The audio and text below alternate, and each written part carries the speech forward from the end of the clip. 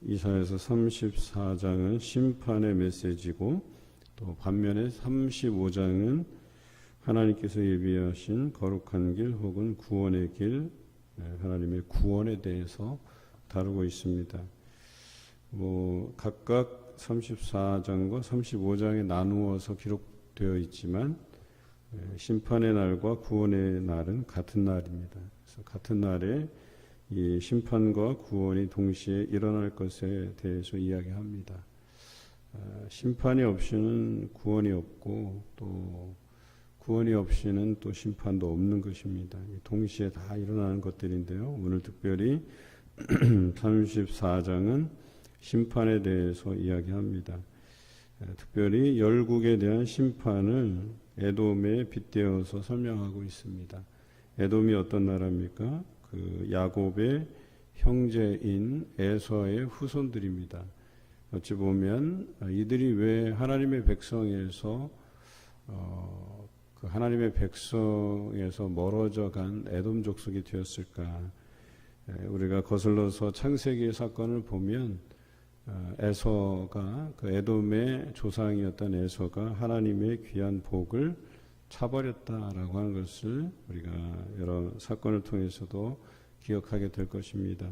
그러나 야곱은 반면에 욕심도 있고 또 하나님의 그 장자의 축복권을 따내기 위해서 물론 정당하고 좋은 방법은 아니었던 것 같아요. 그 형을 속였다라고 할 만하고 또 아버지를 속여서 그 장자의 축복을 따낸 것을 보면 그 방법상에 있어서는 분명 문제가 있었던 것은 사실인데 또 다른 면에서 보면 그만큼 하나님께로부터 주어지는 즉 아버지를 통해서 주어지는 장자의 축복이 그만큼 중요하다는 것을 그가 알았다는 것입니다. 그래서 그것을 사모했고 그러다가 이제 에돔은 사실 에서는 그것에 대해서 소홀했다고 봐야죠.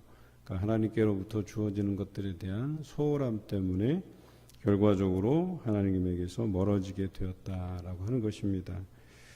그리고 또한 에돔은 그 형제의 나라죠. 그래서 이스라엘 백성들이 애굽에서 탈출해서 광야 40년을 거쳐서 그 약속의 땅 가나안으로 가려 할 때 에돔이 그 땅을 그 길을 내어주는 것을 싫어했어요.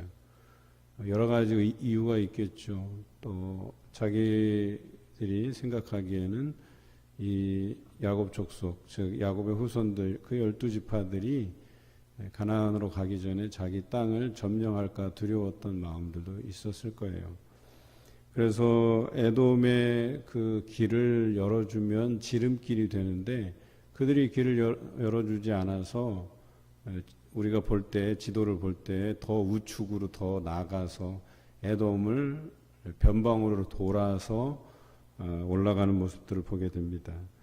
여러 가지 면에서 에돔이 잘한 게 없어요. 그러다 보니까 그 형제 국가임에도 불구하고 에돔이 하나님의 심판을 면할 길이 없었다라고 이야기하는 것입니다. 그래서 하나님께서 그들을 심판하시는데 그 열방을 에돔과 같이 심판하시겠다. 특히 이 열방이라고 하는 것은 하나님의 백성들을 힘들게 하고 어렵게 한 이 죄목을 통해서 심판을 받게 돼요. 뿐만 아니라 그들이 하나님의 뜻대로 움직여주지 않고 그들이 교만하였기 때문에 그들을 하나님께서 심판하신다 그랬어요. 3절, 2절과 3절과 4절이 그 이야기들을 하고 있어요. 여호와께서 열방을 향하여서 진노하시는데 만군을 향하여 분내사 그들을 진멸하시며 살육당하게 하셨은즉 그 살육당함으로 인하여서 악취가 온 땅에 생길 것이고 또 만상이 사라지게 될 것이고 또 쇠잔하여질 것이고 그 쇠잔함이 무화과 나무잎이 마름과 같을 것이다 이렇게 표현하고 있죠. 여호와의 칼을 또 언급하고 있는데요. 5절 여호와의 칼이 하늘에서 족하게 마셨음즉 보라 이것이 에돔 위에 내리며 진멸하시기로 한 그 백성 위에 내려서 그를 심판할 것이다. 이렇게 표현하고 있어요. 이 하나님의 심판의 엄중함에 대한 부분을 여호와의 칼로 설명하고 있어요. 뿐만 아니라 6절도 여호와의 칼 나오죠. 그래서 피 곧 어린 양과 염소의 피에 만족하고 기름 곧 순양의 콩팥 기름으로 윤택하니 이는 여호와를 위한 희생이 보스라에 있고 큰 살육이 에돔 땅에 있음이라 그랬어요. 하나님의 그 심판은 피할 자가 없음을 이야기하고 있죠. 뿐만 아니라 그 여호와의 칼의 그 심판을 어떻게 표현했냐면 7절에 들소와 송아지와 수소가 도살장으로 내려가는 것처럼 표현하고 있어요.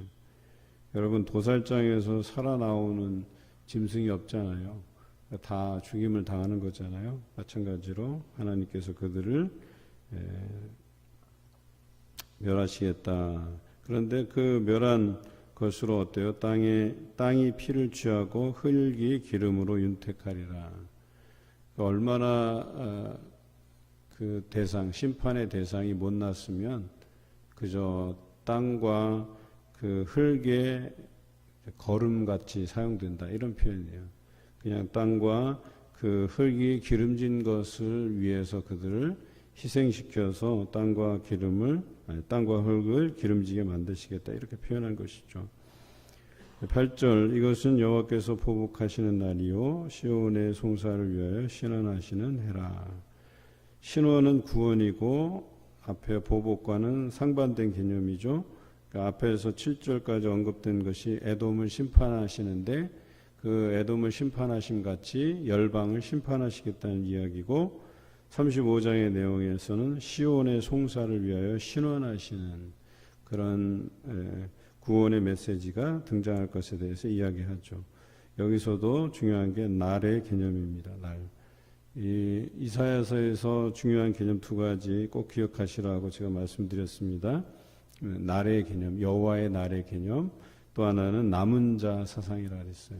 그래서 여호와의 날은 분노의 날, 진노의 날인데 그 날이 남은 자들에게는 구원의 날이 될 것이다 말씀을 드렸습니다. 계속해서 이 이사야의 구도는 여호와의 날을 설명하고 그 날이 심판의 날이 될 것이지만 또 남은 자의 개념을 설명하면서 하나님의 말씀을 잘 듣고 믿음을 배반하지 않는 자들은 구원의 날이 될 것이다 이야기하고 있습니다.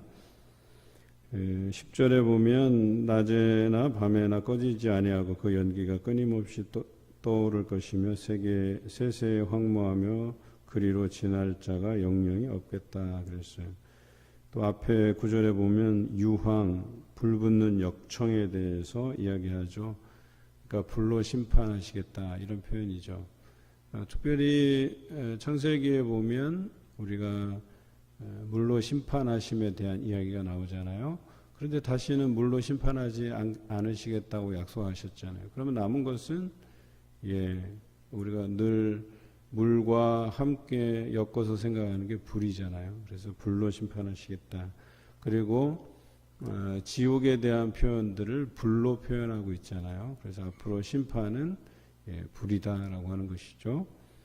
그래서 이 불의 심판들이 그들에게 내려질 것이다 이렇게 표현하고 있습니다.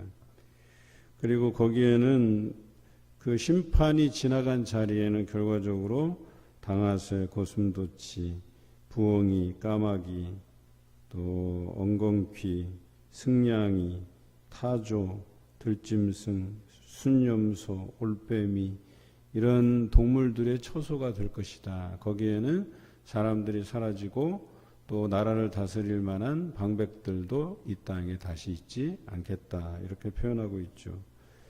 12절에 그렇게 표현되어 있죠. 그들이 국가를 이으려 하여 귀인들을 부르되 아무도 없겠고 그 모든 방백도 없게 될 것이다. 그러니까 하나도 남김없이 하나님께서 심판하시겠다라고 하는 것입니다. 그리고 그 땅을 승리양이의 땅, 모든 들짐승들의 땅들이 되게 하시겠다 이렇게 말씀하고 계십니다.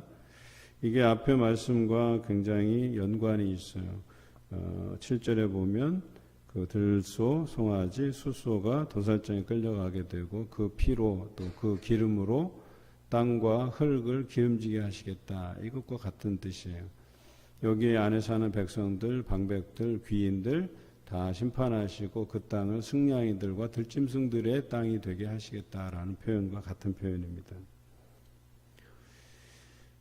16절에 너희는 여호와의 책에서 찾아 읽어보라. 이것들 가운데에서 빠진 것이 하나도 없고 제짝이 없는 것이 없으리니 이는 여호와의 입이 이를 명령하셨고 그의 영이 이것들을 모으셨습니다. 그랬어요. 그러니까 하나님의 심판의 엄중함에 대한 이야기를 다시 한번 설명하고 있어요. 이것이 하나님께서 명령하신 바라 이렇게 이야기합니다. 이 심판을 면할 길이 없고 피할 길도 없다 이렇게 표현한 것이죠. 여러분 심판의 엄중함이라는 것을 우리가 잘 기억해야 될 필요가 있어요. 하나님께서 언제까지 길이 참으시고 긍휼을 베푸실지에 대한 그 인내심을 우리가 시험해서는 안 되는 겁니다. 그래서 뭐 괜찮겠지. 오늘도 잘 넘겼는데 이런 식으로 우리의 반복되는 일상, 반복되는 죄에 대한 문제들을 놓고 우리 심각하게 고민해 봐야 돼요. 이것들을 우리 삶에서 당장 끊어내지 못하면 여러분 그 인내심의 한계가 분명히 다다른다는 거예요. 그리고 그 하나님의 심판은 예정되어 있고 그 심판을 피할 길이 없다. 그때 용서를 빌어봐야 소용이 없는 거예요. 그런데 마치 우리는 용서라는 무기를 든 사람처럼 언제라도 내가 하나님 앞에 용서를 구하면 그냥 그 순간으로부터 내가 심판을 면할 수 있겠지라고 생각하는 이 생각에서부터 뭔가 잘못되고 있는 거예요. 또 그 한 강도의 이야기처럼 예수님의 옆에서 그 마지막 고백을 통해서 자신도 천국에 갔다는 그 사실을 우리는 마치 그 말씀으로 인해서 안심하고 무기로 삼을 때가 많다는 거예요. 여러분 그렇지 않습니다. 그것은 하나님께서 끝까지 구원받을 자들 찾으시겠다고 하는 그 열정, 그 열심을 표현한 것이지 결코 그것으로 인해서 우리가 안심하라고 주신 말씀이 아니라는 거예요. 언제라도 우리는 심판의 대상이 될 수 있고 그 하나님의 긍휼하심과 인내가 그 한계에 다다라서 우리도 심판에 사라짐을 당할 수 있다는 것을 분명히 해야 될 것입니다. 그래서 오늘을 살아가실 때에 하나님께서 그 여기 17절에 나와 있는 것처럼 제비를 뽑으시는데 그 제비를 뽑아서 그의 손으로 줄을 띄어 그 땅을 그것들에게 나누어 주시겠다라고 한 즉 들짐승들의 땅이 되게 하고 그들의 밥으로 쓰겠다고 하는 이 심판의 대상이 되지 않길 바랍니다. 여호와께서는 반드시 그 원수들을 벌하시고 죄를 미워하시기 때문에 그 죄에 대한 대가를 우리에게 분명히 요구하실 것이다 라고 하는 것을 기억하시고 오늘 하루를 살아나가는 여러분 되시기를 주님의 이름으로 부탁드립니다.